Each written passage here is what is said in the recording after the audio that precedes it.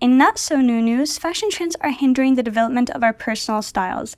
And unlike personal style, fashion trends are not here for a good nor a long time. There seems to be a lack of individuality in fashion these days, especially when it comes down to our style and preferences. Everything is so in 1 second and then out within a month. Nothing seems to last forever, and people who loved an item are returning it to Goodwill within 6 months of buying it.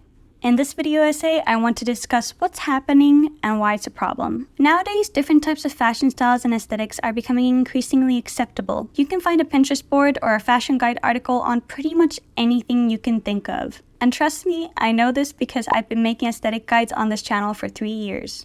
During my years of research on fashion trends and aesthetics, I noticed a specific problem that would arise every time I'd make an aesthetic guide. My closet would suddenly start to fill up with clothes I hadn't been previously interested in. The main culprit for this was that I would often subconsciously influence and pressure myself into believing that these trending aesthetics and styles were something I should incorporate into my closet, whether I was fully invested in the idea or not.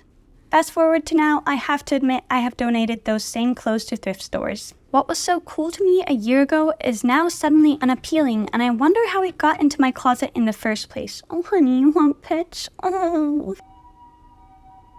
This vicious cycle made me very self-aware of differentiating between what I knew was trendy and what I actually like. My personal style used to be very obvious to me, but recently the lines between what I think I should like and what I actually like have become blurred thanks to the abundance of fashion trends and aesthetics. Over time, I realized this abundance in fashion trends, automated style guides, and ready-to-wear aesthetic outfits works against the development of one's own personal style. We have only made the problem of trends worse, and honestly, it's quite alarming to see where we're headed to. While I wait for the sirens to go past, let me just explain also how I got the cat to stay here. It's all thanks to my little fuzzy bear cardigan. He loves this cardigan, and I have recently come to the realization that as long as the cardigan is on a place where he can sit, he will present a masterful loaf. So what is personal style and why should it matter? Personal style is a struggled journey of self-discovery in one's own personal preferences. It is about finding out who you are and how to express that outwardly. This expression of oneself can be shown through conscious choices in one's clothing, accessories, hairstyle, and outfits. Personal style not only reflects your values, what is visually pleasing to you, and how you want people to view you, but it also makes you feel confident and happy in your clothes. Having a distinct personal style helps you feel comfortable and good in what you wear, and it also helps you filter through your likes and dislikes in fashion and other areas of your life. For example, my personal style is a combination of minimalism and flashier styles. I like a good simple monochrome outfit, but I also love my sequins and pretty frilly dresses. When I wear these outfits, I feel confident and people portray me in a way I prefer to be seen. Recently though, it's been tough for me to know my likes and dislikes, and fashion trends play a big role in why. What are fashion trends and how do they affect personal style? Before we jump into the how and why, we need to decipher and understand the different terminologies in fashion. The most notable difference is between style evolution and following trends. Style evolution is a part of one's own personal style journey. It's a natural reoccurring process that happens as we keep growing older and is based on what we personally like in our closets. For example, what you like as a teenager might not translate to how you prefer to dress when you're in your 40s. As we grow older, our style evolves with us. On the other hand, following trends is what we tend to do in order to fit in with society's standards for what is considered fashionable, and is less attached to personal opinions and more on what is considered universally desirable. Good examples of this are any trends from the 2000s, because trends tended to be followed pretty universally across different types of social groups, and they didn't change too often or have too much variety. Trends have evolved over time from something that was generally desired but not easy or quick to acquire to something that is now accessible to almost everyone. The evolution of fashion trends started out simple as personal fittings, garments made for each individual based on their measurements. Eventually, as sewing technologies evolved, tailored outfits began to decrease in popularity and were slowly being replaced with ready-to-wear clothing. Fast forward to the 1960s, cheaper clothing that we know now as fast fashion began implementing its roots, and the younger generations were willing to ditch a tailored item for cheaper fast fashion that was easily accessible. Retailers like H&M spread their stores globally, and by the 90s, you could find these retail stores in most countries across the globe. Fun fact, apparently H&M is one of the longest running retailers as it opened its first store in Sweden in 1947. As you know, by the 2010s, fashion trends were the thing most social groups followed in order to fit in with what was considered currently fashionable. While trends weren't moving that fast, you could still find a lot of variety in retail stores, and seasonal stock and sales became a regular thing. In 2019, I think we experienced one of the most radical changes in fast fashion. Due to social media becoming such a wide network with apps like TikTok taking over, aesthetics became a thing that everybody's heard of. Aesthetics opened up the path to more variety and acceptability in the world of fashion, but it also unlocked a Pandora's box. Big corporations realized that all of these new aesthetics could be translated into fashion trends, thus making the companies more profit and giving them an infinite pool of source material and inspiration. Next thing you know, Urban Outfitters uses balletcore and cottagecore as trend categories to attract consumers to their website and in-store. Mermaidcore takes over the fashion world for a whopping 3 months, and we're already moving on to something else again. Trends have never moved this fast before, with a trend being in and out of style within 1 to 3 months. It's hard to keep up with what we actually like and what we don't like when our brains are constantly overwhelmed with new trends or new hot aesthetics. Now, of course, not every trend is like this. There are many types of trends. We have seasonal, recycled, decade-focused, staples, colors, and micro-trends. The newest and most harmful one of these, which I already discussed, is the micro-trend. So what's the harm in micro-trends and the hamster wheel that it has caught its consumers in? Shouldn't we be happy that we have a plethora of choices to choose from when defining our personal style? I'd love to say that more choices means a more defined personal style. However, unfortunately, that is not quite how it works. If we are consistently presented new things and told they're the new standard, the wave that is society will crash from one thing to the next, following blindly what the fashion world dictates. Because it's hard to go against the norm and we're easily persuaded, most of us will go with the flow. Since our opinions are so often influenced by what others think, it's hard to hold valid, long-lasting opinions in the fashion world, as our opinions are validated by what the fashion industry tells us is in or out of style. There's a reason That's So Last Season is a reoccurring reference in movies.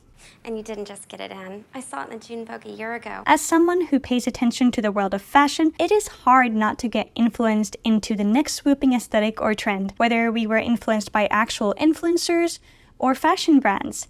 And that leads us to our next topic, the power of influence. This influencing happens on multiple levels. There's the personal level, where using trends as your guide to your personal style feels like an endless loop of disappointment. Think of it like IKEA furniture. You decide to build a beautiful shelf, but your instructions manual is for a bed. What happens is you'll end up with something completely different from what you wanted, and none of the parts fit together. In the same way, microtrends do not provide the stability and consistency that you need to build a wardrobe of staples that you adore. They give you a temporary wardrobe someone in upper management of the fashion world decided on, knowing that your happiness with that wardrobe is fleeting and that there's always a new one around the corner to satisfy you again.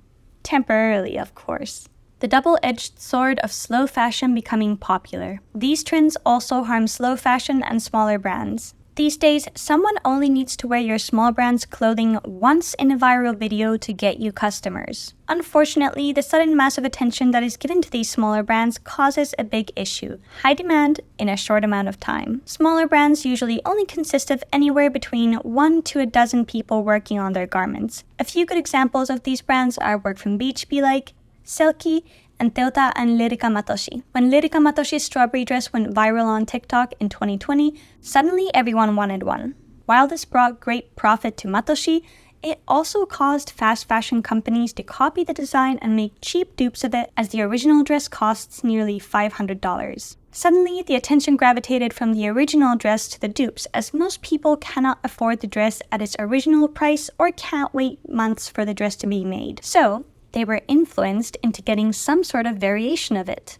This evil pattern has repeated itself with many small brands, with companies like 𝚒𝚑𝚑 or Shein stealing the designs and creating cheaper fast fashion dupes. Once a specific small brand's style or visual design gets noticed by a big audience, Fast fashion brands are quick to turn it into a micro-trend that everyone will grow sick of quickly. Remember that green House of Sunny dress? And how it got so much attention that people eventually moved on, but by that point there were so many dupes of the dress. This is just one of the many stories on how fast fashion takes away from smaller brands. However, that is only one of the many problems in this. Let's also talk about the problem that we seem to be having most commonly. Why nothing fits right. Here's another thing fashion trends have in direct correlation with the destruction of personal style. Trendy clothing is not designed to fit you well. Trendy and cheap fast fashion has a tendency to be poor quality, and it's often directed towards specific body types. We all know the talk of Zara's clothing being designed to never fit you quite right, making you go to the store to return your clothes in search of something that would fit. This is in direct correlation with body trends, which dictate which types of fashion items are available to us. For example, an hourglass silhouette has been spotted trending on the runway this fall, and that is a win for me because I have an hourglass body. This means that we'll be seeing more clothes in this style and cut in stores. Generally though, most clothes are not designed with curvier women in mind, and these trends tend to have young skinny girls as their models. For example, the current skinny body trend, as if we needed more skinny body trends, makes it hard to shop for things as a curvier person. With all the jeans low-waisted and all tops cropped, we're left with thrifting or searching for other options elsewhere. Back in the 2000s, as a kid, I grew up feeling like I was too chubby for jeans because the low waist would give me a muffin top. But see, here's the thing, I was a perfectly healthy weight for my age. So, in conclusion with trends and personal style, if you get influenced by and follow micro-trends, you don't actually end up developing a personal style. Instead, you are making yourself like or dislike whatever the industry is telling you, even if it doesn't feel good to you or it feels a little out of place. This is a very saddening realization because it means letting go of even the clothes that we maybe wanted to give a chance to, even if they didn't seem like they fit with our body types or our styles or the rest of our wardrobe. My most recent heartbreak is with ballet core. Ultimately, a lot of ballet core items are designed for skinny girls, and I have trouble looking heavier in my ballet-themed clothing than I do in any of my other clothes. Ultimately, I had to do the self-reflecting and realize that my own ballet core aesthetic guide is what influenced me into ballet core. And yes, this actually happens a lot, which is part of the reason why I'm not really making aesthetic guides anymore. Fortunately for me, my personal style doesn't need to be defined by a specific aesthetic. I can take parts of it as inspiration and implement it into my own style. In this particular case, I sold my wrap skirt, but I'm keeping my ballet flats and my shrug because those go well with many different types of clothing. How can we stop letting fashion trends influence our personal style? So now that we know fashion trends are not only destroying our personal style, but also our ability to make firm decisions in our fashion choices, what can we do to rip ourselves out of the system? First, we have to acknowledge that we can get easily influenced by anyone, whether it's a small content creator such as myself, or a big influencer or big corporation. The second thing we must acknowledge is that even though fashion is an art form, it is also used to make money for big companies. Once we realize the why behind the what of fashion trends, it's easier to detach ourselves from them. Just remember, whatever you see online, you can be intentionally or unintentionally influenced by it. The next part is pretty easy with some repetition. Ask yourself this: do I really like this? Or do I think I like it because it's in style? This is the first question you should ask yourself every time you're thinking of buying something. And trust me, this method has saved me a lot of money and spared me from too many closet cleanouts. There can also be follow-up questions like, is this something I can imagine myself wearing in 10 years? Or does this fit with my style and the clothes I already own? These can help you decipher the situation if you're unsure about what your answer is to the first question. There's also a lot more you could do, such as waiting a month before you buy a clothing item that you think you want, so you can see if your opinion persists throughout that time and whether or not you genuinely like it. I have discovered that waiting a month or two can actually make me move on from an item I thought I loved, and sometimes it has been 6 months and I've still wanted the item, and if it's an investment, I've bought it. I have a few videos where I discuss these methods, and I'll link them in the description. Conclusion. So with that in mind, knowing what we do about these fleeting temporary trends, I strongly recommend you work on recognizing and building your personal style. This will look very different for everyone, of course, but I do think it is the right path in making you feel good in what you wear. After all, clothes should fit us and not the other way around, and you should feel grounded and confident in your self-expression through your outfits. Thank you so much for watching, and let me know your thoughts on this topic. I feel like there is so much more I could talk about or expand on, and I'm really interested to know what you guys think or what you discovered through watching this video. If you like this video, please give it a thumbs up and subscribe, and maybe comment for the algorithm, because the algorithm really hates every single one of my videos, I feel, so yeah, there's that. And as always, I'll see you next time.